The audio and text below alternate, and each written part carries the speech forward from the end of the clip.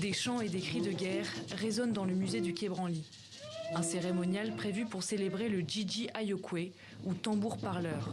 Cet objet sacré de 3,50 m de long s'apprête à être restauré en vue de sa restitution à la Côte d'Ivoire. Ce bien est un bien sacré. Cette cérémonie faite avec des représentants de la communauté a pour objectif de désacraliser le bien, ce qui permet aux restaurateurs du musée du Quai Branly de pouvoir le toucher sans qu'il ne leur arrive quoi que ce soit. Pour la communauté Bidjan, dont les chefs ont fait le déplacement spécialement de Côte d'Ivoire, ce tambour mythique avait un rôle subversif.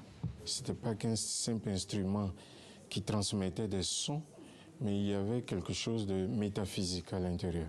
Le tambour donne des informations sur le positionnement des ennemis dans la forêt, leur armement et leur capacité militaire.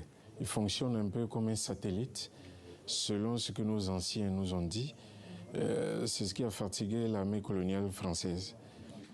Armée française qui a arraché le tambour parleur en 1916 à la communauté Bidjan.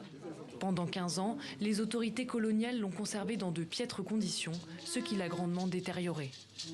Le Jiji Ayokwe aujourd'hui a besoin d'être restauré pour la simple raison que sa structure présente une dégradation très avancée. L'objet en signe de représailles a été déposé dans les jardins du gouverneur Marc Simon, qui l'a gardé pendant toutes ces années-là, exposé aux intempéries.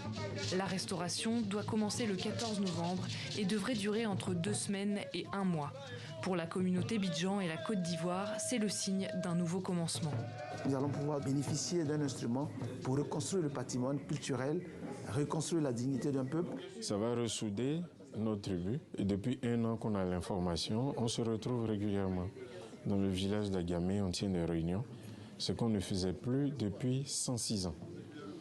Les autorités ivoiriennes espèrent une restitution courant 2023, même si pour l'instant, elle n'est juridiquement pas possible, la France n'ayant pas voté de loi pour le permettre.